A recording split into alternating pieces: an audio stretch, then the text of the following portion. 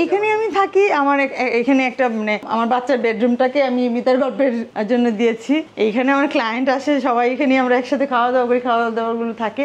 Master বেডটাতে আমি থাকছি। এইটা আমার চেম্বার। আমাকে যদি বলা হয় আরেকটা জন্ম থাকলে আমি কি হতে চাই, আমি আবারও আইনজীবী হতে চাই। এটা এক ধরনের ইবাদত বলতে পারেন, ডেডিকেশন বলতে পারেন। সো আমার কাছে মনে হয়েছে যে আমি ফুল ডেডিকেশন এখনো দিতে পারিনি, এই জন্যই আমি আইনজীবী হতে চাই। তারপরে মনে করেন যে মিতার গল্প আমাকে আসলে আমার লাইফে একটা ভিন্ন একটা ডাইমেনশন এনে দিয়েছে। এটাতে আবার কি করলাম, একদম সিনপসিসটা আছে এই মামলাটাতে। মানে রাষ্ট্রপক্ষে কে ছিল, ডিএজি কে ছিল, ফাইলিং লয়ার কে ছিলেন, জাজমেন্টটা কোন ডেটে হলো। আমাদের মনে করেন যে এখন যেটা হচ্ছে যে ল থিমের আমি মানে যে শাড়ি করছি সবাই পড়ছে। এখন আমাদের ওমেন লয়াররা অ্যাওয়ার্ড নিতে যাচ্ছেন কেউ, সেটা মানে এই শাড়িগুলোকে তারা প্রেফার করছেন। আমি ধরেন পড়াশোনাটা করি 2001 সালে ফ্যাশন ডিজাইনিং। এরপরে আমার মাস্টার্স, আমার LLB, LLM, তারপরে এনরোলমেন্ট ঢাকা মানে বার কাউন্সিলে, তারপরে মানে হাইকোর্ট ডিভিশনে। এই সময়গুলো আমি ল পেশার সাথেই রইলাম। আর 15 সালে আমি যখন মানে একটু মানে দাদা দেবপ্রসাদ দাদা আমার কাজের একটু অ্যাকনলেজ করলেন, তখনই মনে হলো যে ওই সময় মনের ভিতরে গেঁথে গিয়েছিল যে আমি কিছু একটা করব, কিন্তু যেটা করব সেটা আমাকে শেষ করতে হবে। বিজনেস করব এরকম ভাবনাটা ছিল না।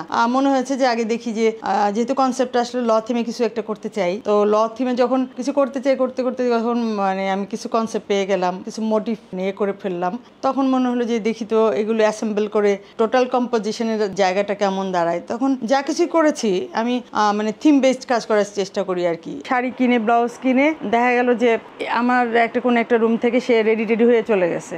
এটা আমার অনেকবারই হয়েছে। আমাদের অনেকে আছে গোয়িং টু বি লয়ার, তো কোর্টে যে টার্মিনোলজিগুলো বা কোর্টে যে সিম্বলগুলো, এই শাড়িগুলো তারা মানে পছন্দ করে এবং আমি তাদের জন্য মাথায় রেখেই এটা করেছি আর কি। বেসিক্যালি আমার যারা কাস্টমার লয়াররা তো মানে দেখা গেল যে আমার পেজে নক করে আর আমাকে বলে তোমার শরীরটা ভালো নাই, সো কারিমাকে আমার চেতে বেশ ভালো চিনে। আমার এখন মনে করেন সবকিছুর মধ্যেই ল থিমটাকে আমি এখন করতে পেরেছি আর কি, কম্পোজ করে আনতে পারছি। একটা বাড়িতে যত ধরনের আইটেমের মধ্যে আনা যায় এবং সেটার মানে এরকম না যে মানে নান্দনিকতা নাই, সেখানে প্রফেশনাল যে একটা ডিগনিটি ওটা যেন নষ্ট না হয়। আমি যখন জানতে পারলাম এরকম মানে জাজমেন্টটা হয় না, এখন কোর্ট থেকে অর্ডারটা নামে নাই, সার্টিফাইড কপি ইস্যু হয় নাই, তখন মনে করেন যে আমি আমাদের বিচারপতি মহোদয়ের কাছে যাই যে ম্যাম আমি এটা দিয়ে একটা শাড়ি ডিজাইন করতে চাই, আমার এই সফট কপিটা লাগবে। তখন আমি ইসের থেকে নিয়ে আসলাম। এরকম আমি আসলে তো গত 3 বছর ধরে শুরু করেছি যে বিয়ন্ড মাই এক্সপেকটেশন আর কি, যে রেসপন্সটা আমি পাচ্ছি।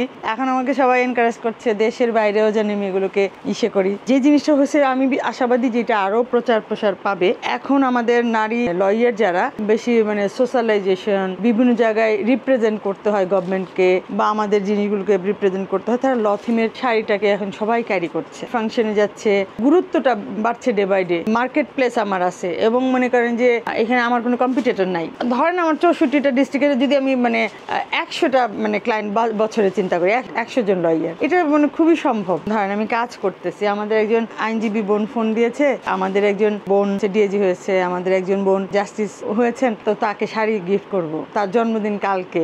এরকম হয়েছে যে আমি কাজ করছি তো তারা চলে আসছে, টি শার্ট লাগবে, কারো পাঞ্জাবি লাগবে। এটা আমার হয় মানে রেগুলার বেসিসে হয়। আমার ল পেশাটাকে কিভাবে আমার আরেকটা মানে প্যাশনে পরিণত হয়ে গেছে।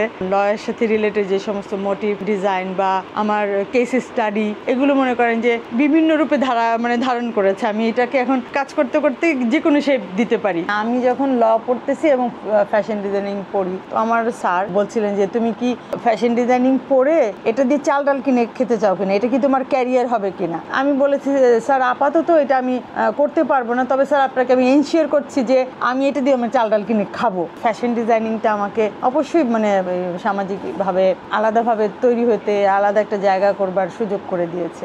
আমাদের যে জুডিশিয়াল সিস্টেম বা আমাদের একটা ডকুমেন্টস যখন আমরা রেডি করি তাতে কি কি থাকে, ওরকম যেমন আমার এই শাড়ির মানে এটা প্রোডাক্টটা কি, এটা শাড়ি, এটার কোড নাম্বারটা কি, এটা মোটিভটা কি। আমি যখন কোর্টে থাকি আমি তখন আর পৃথিবীর কিছু মনে রাখতে চাই না। আর আমি মিতার গল্পের জন্য আমার একদম ডেডিকেটেডলি আমি শুক্রবারে আমার মি টাইম থাকে, আমি আমাকে ভালোবাসি। ওখান থেকেও মনে করেন যে কাট অ্যান্ড টেল করে আমি মিতার গল্পের জন্য কাজ করি। আর শনিবার দিনটা আমি ডেডিকেটেডলি মিতার গল্পের সারা মাসের প্ল্যানিং, কাপড় সোর্সিং, এগুলো সব করে থাকি। DLR 48 ঢাকা ল রিপোর্ট, এখানে maintenance of a wife under Muslim law in Bangladesh. এখানে আমি মনে করেন যে চেষ্টা করেছি DLR এর একটা কাভার পেজ দিয়ে শাড়ির আঁচলটা ডিজাইন করতে। আমাদের আইনজীবী ভাই বোনরা সবাই আমাকে শুরু থেকেই অ্যাপ্রিসিয়েট করেছেন। দেবী দুর্গার যে 108টা নাম আছে, 108টা নামকে আমি একটু ডিফারেন্ট ওয়েতে প্রেজেন্ট করেছি শাড়ির ডিজাইনে। এই পুজোতে মানে ম্যান্ডেটরি যে বিষয়গুলো থাকে, বেলপাতা, শঙ্খ, এটার আলাদা, তারপরে হিউম্যান ফিগারগুলো যেটা থাকে বিভিন্ন মোটিভ ইউজ করে ছেলেদের পাঞ্জাবি করেছি, মেয়েদের কুর্তি করেছি।